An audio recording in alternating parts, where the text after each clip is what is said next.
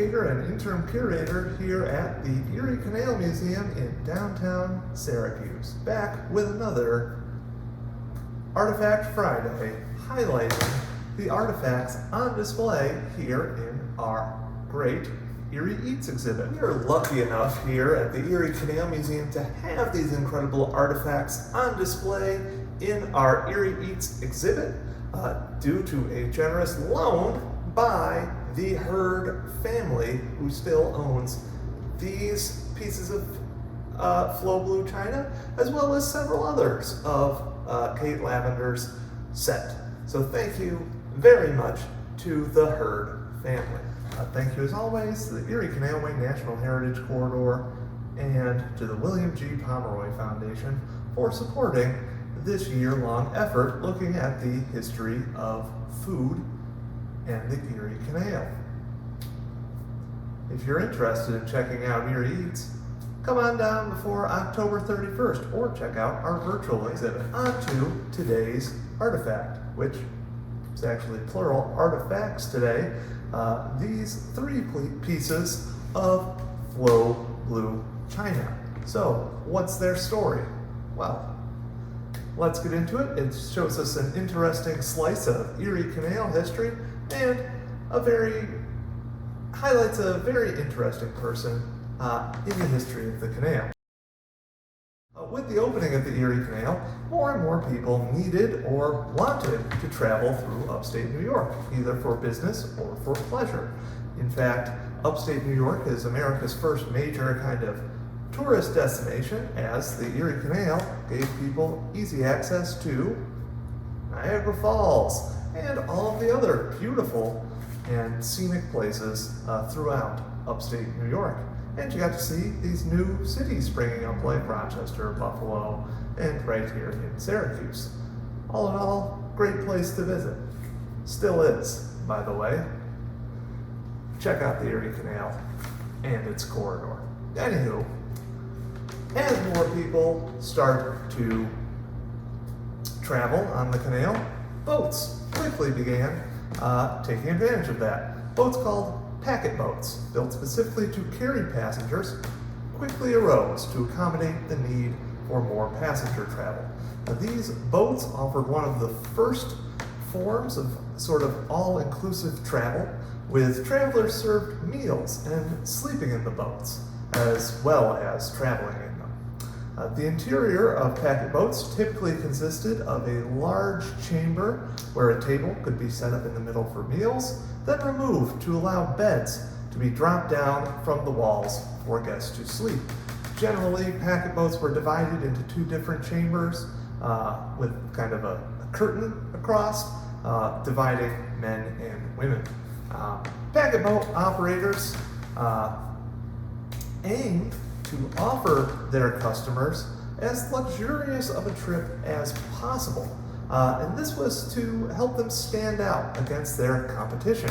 And a lot of what made them stand out often centered around meals. Packet boats would offer very good meals for relatively affordable prices. Nathaniel Hawthorne, the famous author, traveled the canal in 1935, and while he did not really love his time on the canals necessarily, he said that his time eating supper on a packet boat was, quote, the pleasantest I had spent on the canal. While another traveler, Thomas Woodcock, in 1836, commented on his packet boat's use of silver plates, showing just how kind of fine the service was on that packet boat.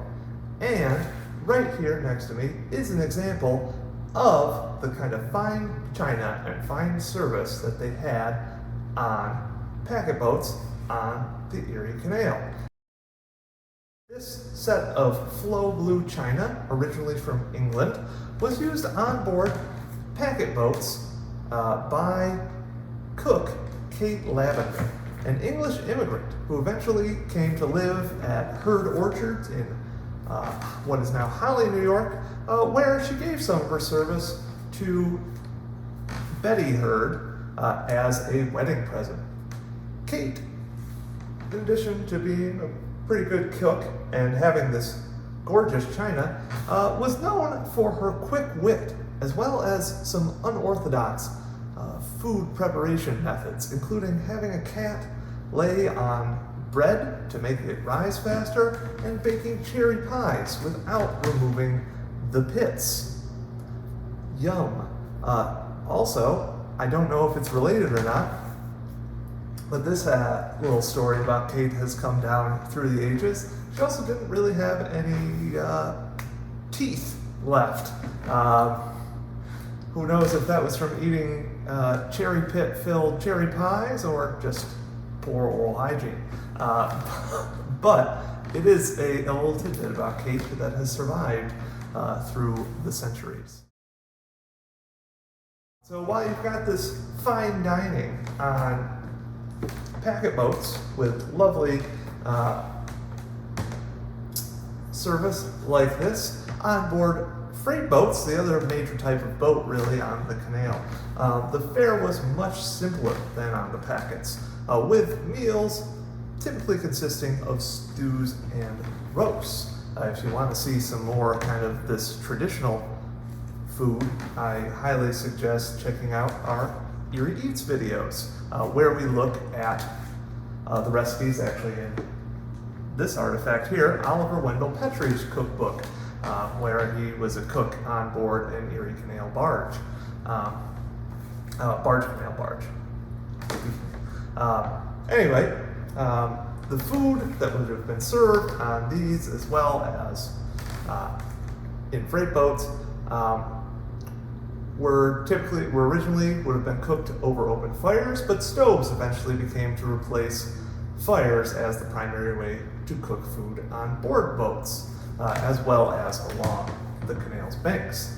Cooking on packet boats as well as on board freight boats also became